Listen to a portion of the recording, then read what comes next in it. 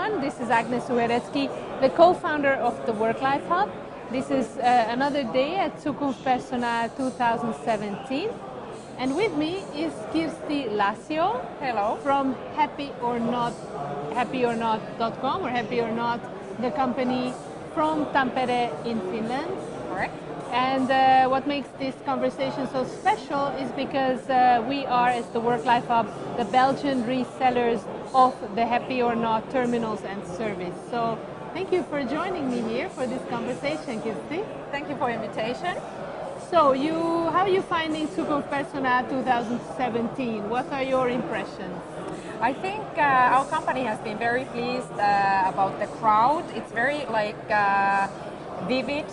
We have to say we've had interesting conversations. Certainly for us, it's the crowd to speak to, the HR professionals who are also decision makers. From our perspective, it is quite lively, especially today.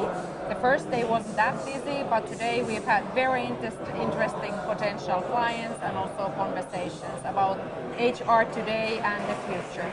Yes, I mean, when we went and visited your booth, there was always somebody coming, asking about the HappyOrNot, and you have also placed a number of HappyOrNots around the entire huge fair. That's correct. To measure people's satisfaction. So what would you say, if HR professionals are wandering around, what would you say to them? Why is it important for them to start measuring employee happiness, employee engagement beyond an annual performance review? It would be important to actually complement the annual questionnaires with a daily, everyday question, how was the workday, or anything like what is related to that, so that the company and the HR professionals would know when and where there are issues, or when and where there are also successes, good days that can be celebrated. So it's a daily work-life or work pulse meter in a sense, so you can know as a complementary solution on top of your yearly questionnaire how the company is really doing. Are there any fears or reticences from employers' point of view to start putting this out in the open, to say, okay, now we're going to give us your feedback, give us your daily feedback, and maybe there are surprises about how people actually feel at work? Yeah, very good question. This is sometimes the fear by some of the employers that when they put this out to the employees, it all depends on how they communicate it to the employees, and if they involve them and are transparent by also sharing the results. I think, and what we've seen through our clients, there is actually at the end a stronger bond. Every employee actually feels also that they are responsible for their daily work happiness. It's not only the employer, but it's also them. And now they have certainly a daily voice. They can be anonymous by just simply pressing one button from green to dark red, depending how their daily feedback was. But I said if they communicate it right and involve them, so it's not something what they bring to the employees, I think there is a stronger bond then between actually the management and employees. So it's all about engaging people. So it's not only asking about the satisfaction, it's also engaging them. Everybody also being responsible for the satisfaction, daily satisfaction. Exactly. So it's a team effort. It's not a tool to control. It's really something to engage everybody in, because in the end it serves the interest of the company. That's correct, it serves yes. the interest of the entire workforce. If we find out where and why and on which days something is maybe not that good or doesn't feel that good, then to go deeper, right? And it's creating this shared purpose and shared understanding that this is not a tool to control. This is not a tool to vent your frustration, but it's honest feedback and regular feedback, right? Yeah, definitely. And it has a very important role also for employer branding, in a sense that this employer is ready to listen to the workforce every day. So that's, I think, it's for many actually a good surprise that, especially during tough times or if there's a change going on in the company, and you can see that there's a certain period of time when people are more unhappy.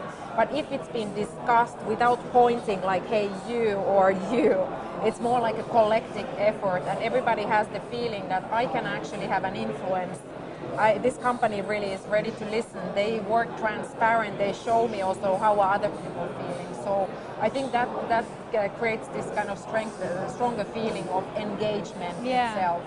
And perhaps even more than just, you know, having an influence, but also there is definitely a sense of feeling of being trusted that I can change. That's correct. Or things can change, right? Because there is this optimistic approach to this, because you should start measuring if there is a willingness to do something about the feedback, right? Yes. And the basic premise is there's so much information, there's so much research, so much studies where we can all get access to, and we can make changes, right? That's so correct. we want to put this out there to ask people how you're feeling, what are you satisfied, less satisfied, Exactly. so that we can use knowledge and feed Exactly, that into, right? Yeah, and you can also like pinpoint certain areas, like if you wanna see like how do internal support organizations such as IT support, for example, how does it serve the employee? How's the support organization or additional supplier making the employee's day easier? So those areas can be also like surveyed and checked that is it actually making the work easier or not. In case not, corrective actions needs to be done. So, but when you do it every day, you can see like how the trend is actually going, and as an employer, you can easily actually go and pinpoint there's some fluctuation. This is the area where we need to do. You can involve the employees as well, discussing or getting even like proposals for them, like what to do in order to improve. So Exactly. again, an engagement part. Exactly. So it's not like a one-way course. It's actually two-way in that sense. Now, the HappyOrNot has been rolled out across the globe. Yes, And for a number of years now. So what makes it also quite special is that you have access to a lot of the data by sector, by industry, by company size. Do you have a favorite story? Do you have something that stands out that you would like to share about, you know, maybe an unlikely organization adopting it? I think people generally have seen it at airports, right, or airport queues, but is there a sector or company that you think, okay, I never would have thought that they would do this? And okay. I think I said like it can be used in so many variable like service situations, or I mean service, HR is a service, or in service industry. I think that's all obvious. Hospitals is an area where sometimes like people think, oh, patient. Well, actually, yes, a patient is getting service. Your life is sometimes dependent on it. So that's quite often like for people a surprise. Oh, hospital or healthcare, I didn't even think about it. But like I think one of the very common denominators is that very often like with multiple locations, like the people who make changes or people who make decisions, they sit somewhere else where actually the things front are happening. Frontline employees are. So they sometimes like decide to do things which are not necessarily like happening on the ground floor. And through this daily kind of feedback system, those people who lead companies, they've been able to kind of like figure out that actually we thought like everything is in order, but they were surprised by the amount of positives so that they could celebrate it, or to the negatives that, oh, we thought everything was in order, but then we did have a lack of personnel, so they could use it for work shift management and also like reward employees. So it's been quite surprising for many of the companies once they've seen that actually we thought this location is doing well, but now when we have full access or we see it actually on a daily level, they have been surprised by it. Great. Well, I think that's perhaps one of the key takeaways also, is that you don't know what you don't know. You cannot really talk about it unless you start measuring it, unless you give the opportunity to bring this data, this feedback out in the open and to see it. And you may have preconceptions about what works, what doesn't work, but this is telling you the truth, right? It's telling you what is actually happening. So, that's correct. That's correct. Yeah. So we encourage people watching to take risks, to go for it, to put feedback mechanisms, why not even happy or not, in place to measure.